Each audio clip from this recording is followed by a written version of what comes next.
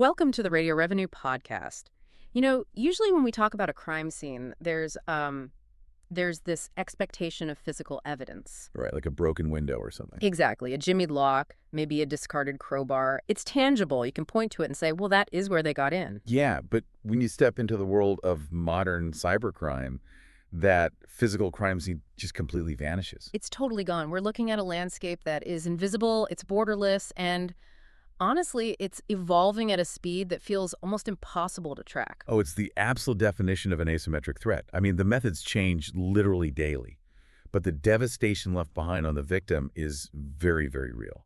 Much larger than a traditional burglary. Oh, massively larger than what you'd see in a physical break-in. Which brings us to our mission for this deep dive today. We are unpacking the newly released 2025 FBI Internet Crime Complaint Center annual report. The IC3 report. Right, the IC3. And for those who might not be familiar with it, this isn't just a survey or some rough estimate. No, not at all.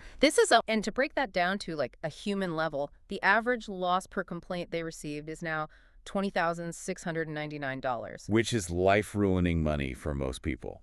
And to truly grasp the gravity of that, we need to look at the historical trajectory. Where did this start? Well, back in 2001, during the early days of the IC3, they were receiving maybe a few thousand complaints a month. Right, like the classic Nigerian prince emails. Exactly, or simple auction fraud. Someone not mailing a digital camera you bought on eBay, or those really basic, poorly written spam emails. Sure. But fast forward to 2025, and the IC3 is now averaging almost 3,000 complaints every single day. 3,000 daily complaints. I mean, that tells me we are no longer dealing with, like, isolated actors sitting in a basement somewhere in a hoodie. Not at all. If the volume is that high, the infrastructure has to be massive. It's a heavily industrialized global criminal enterprise now. Yeah. I mean, these groups, they have human resources departments. Oh, wait, really? HR departments? HR, payroll, they buy specialized software from dark web marketplaces with customer support. They operate with the efficiency of a multinational corporation. So, if these criminal groups are operating like Fortune 500 companies, we have to look at their balance sheets. Where is all this money actually going? That's the big question. Like, how has everyday internet use become such a financial minefield for you and me? Looking at the report, cyber-enabled fraud now accounts for almost 85% of all the losses in 2025. Yeah. But one category is just dwarfing everything else: investment fraud. It is the absolute kingpin, bringing in an astronomical $8.6 billion. And when you dig into the mechanics of that $8.6 billion, you find the engine driving it. A massive chunk of that is tied directly to cryptocurrency. Obviously. Right? Crypto investment fraud alone is responsible for over $7.2 billion of that total. Wow. Yeah. And then sitting in second place for losses is business email compromise, or BEC, coming in at over $3 billion. Yep. But, I want to pause on a question here.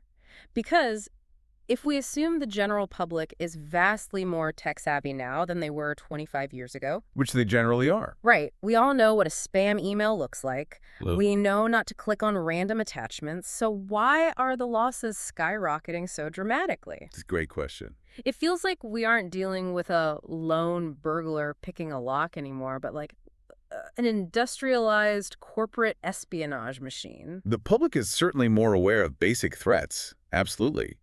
But the criminals have outpaced that awareness by shifting their focus. Shifting how? From technical exploitation to psychological manipulation. Yeah. It's no longer about, casting a wide net with a generic phishing email and just hoping someone clicks a bad link. So what are they doing instead? They are building elaborate long-term illusions. Okay, break that down for me. How does a modern crypto investment scam actually function from the victim's perspective? Well, they aren't just sending a random message saying, hey, buy this coin. Mm-hmm. They engage in what is often called relationship building. Like the wrong number texts. Exactly. They might initiate contact through a seemingly accidental text message or maybe a dating app. And over weeks or even months, they build rapport. So they're playing the long game. Very long. Then they casually introduce a supposed investment opportunity. And here is where the mechanism gets incredibly sophisticated. Okay. They direct you to a highly convincing platform that looks exactly like a legitimate trading desk. I mean, it has live charts, customer service portals, the works. So the victim logs in and actually sees their quote-unquote money growing. Precisely. They show you fake returns that look incredibly real. Hmm. They might even let you withdraw a small amount of money early on to build ultimate trust. To prove it works. Right. But the moment you transfer your life savings into that platform, the money isn't being invested. Because crypto is instantaneous and borderless, your transfer is immediately scattered across a global network of anonymized wallets. It's just gone. Exactly. The underlying logic here is that they bypass your network security by attacking your psychology. That's terrifying. They manufacture trust, they display fake success, and they manipulate your natural human hope for financial security. But, if they are building these months-long elaborate illusions for thousands of victims simultaneously, there is no way they are doing it manually. Oh, absolutely not. The math on human labor just doesn't add up for 3,000 complaints a day. They have to be automating this manipulation. Which brings us to the tools. Right, which brings us to the tools they're using. The 2025 report shows a massive escalation in the use of artificial intelligence. Yeah, the AI escalation is fundamentally rewriting the economics of cybercrime. How so? Well, it lowers the barrier to entry for criminals while simultaneously increasing the absolute quality of the deception. And the numbers back that up. The IC3 received over 22,000 AI-related complaints in 2025, with adjusted losses exceeding $893 million. It's almost $1 billion just tied to AI. Let's look at how they're deploying it. In that business email compromise category we talked about, criminals are using AI chat generators to perfectly mimic the writing style of a company's CEO. Right. That tactic alone led to over $30 million in AI-related BEC losses. Consider the mechanism of how that used to work versus how it works now. Okay, yeah. We used to train employees to look for, bad grammar, strange phrasing, or spelling errors when they received an urgent wire request from an executive. Right, the typos were always the giveaway. Exactly. That was the primary defense. But AI chat generators eliminate those red flags entirely. Because it writes perfectly. Better than perfectly. The criminal feeds a large language model a few dozen public emails or memos written by that specific CEO. Wow. And the AI outputs a fraudulent wire request that sounds exactly like that specific executive, down to their typical sign-offs and preferred colloquialisms. And it gets much more personal than just corporate wire transfers, too.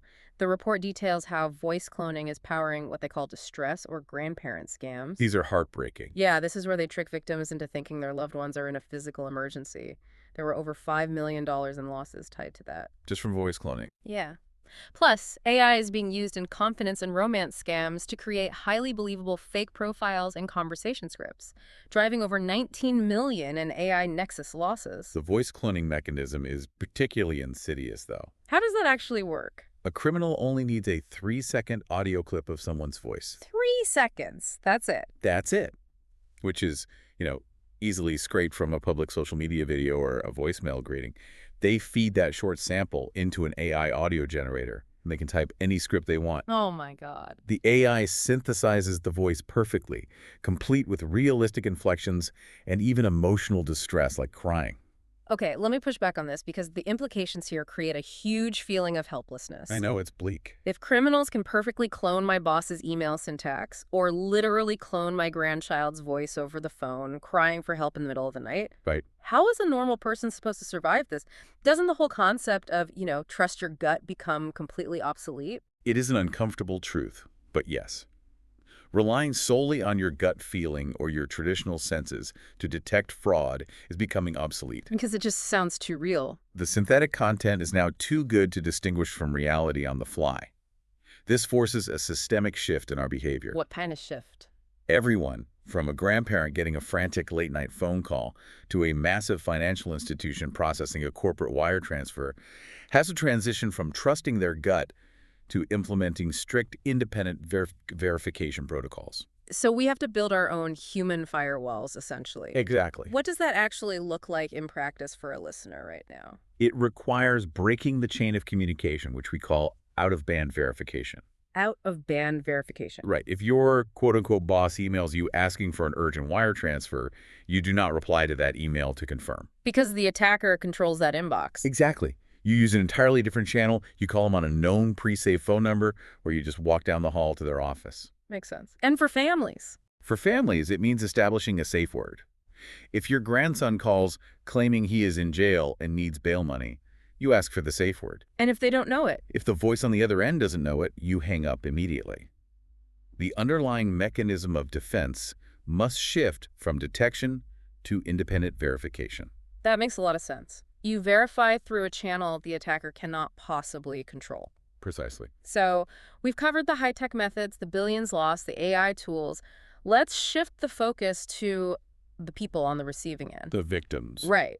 Because behind every one of those $20,699 average losses is a real person who is actually bearing the brunt of this $20.8 billion loss. Well, the demographic data in the 2025 report reviews how targeted and predatory this ecosystem has actually become. You're not just spamming everyone equally. No, the criminals are hyper-segmenting their attacks based on age and vulnerability. And the numbers for seniors are just staggering. Individuals aged 60 and older are disproportionately impacted financially. They're the primary financial targets. They suffered $7.7 billion in losses across 201,266 complaints. It's devastating. But then you look at the other end of the spectrum.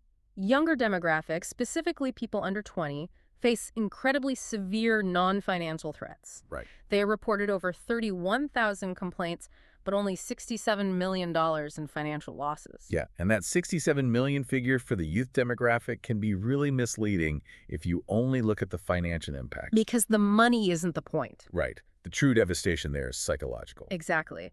The report highlights sextortion as a massive, escalating issue for the youth demographic. It's an epidemic. There were over 75,000 submissions total regarding sextortion across all ages. But notably, 11,316 of those victims were under the age of 20. Which is horrifying. It reached a point where the FBI had to refer over 5,700 submissions involving minors directly to the National Center for Missing and Exploited Children. It just highlights how cybercrime is fractured into these highly specialized disciplines. You know, it reminds me of a predatory biological food chain. Taming. Well, the criminals are using completely different lures depending on the specific prey they are hunting. They go after seniors with investment platforms and tech support scams because they are hunting for stored wealth, life savings, retirement accounts, home equity. Right. But they go after teenagers using entirely different weapons. Social vulnerabilities, fear, and shame in these sextortion schemes. That analogy holds up perfectly.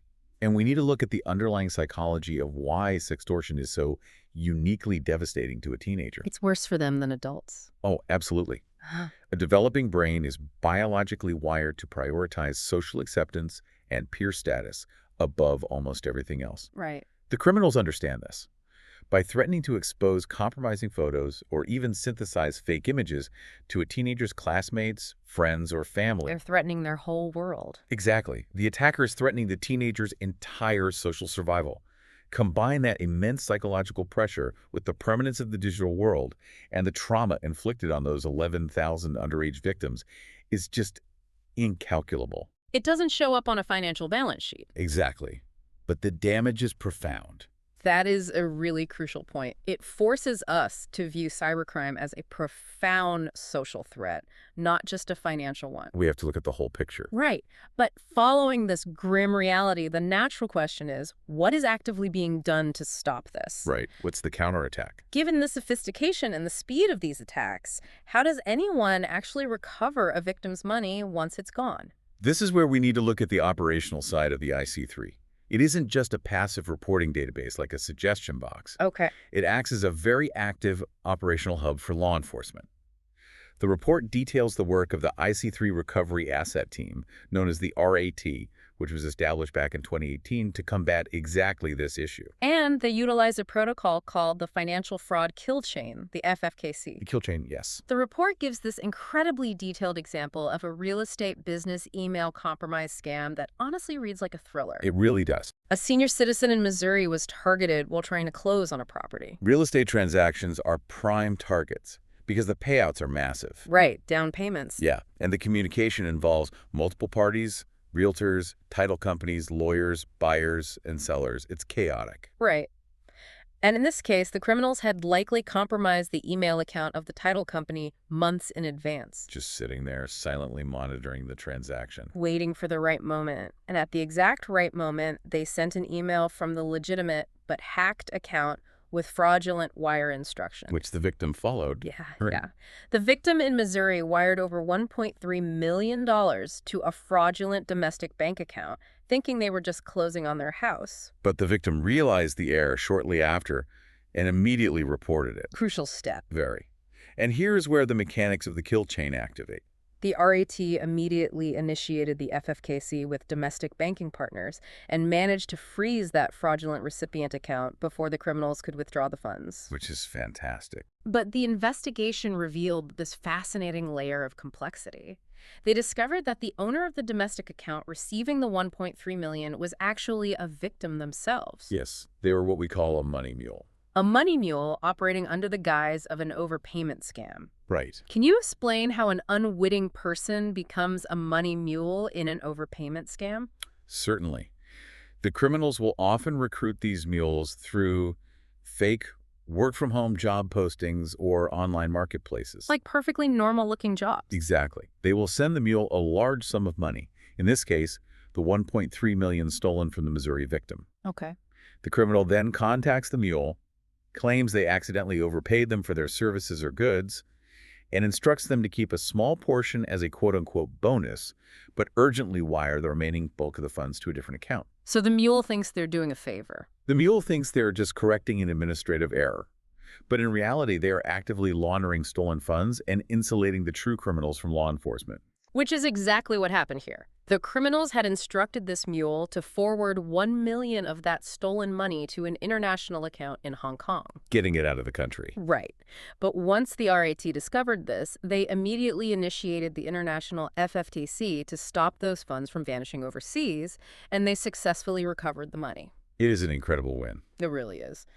The report also highlights broader FBI initiatives like Operation Level Up, which specifically countered crypto investment scams and reduced potential losses by over $500 million since 2024. These systemic takedowns are vital, but we have to understand the operational limitations of recovering individual funds. That is exactly my question, actually. Yeah.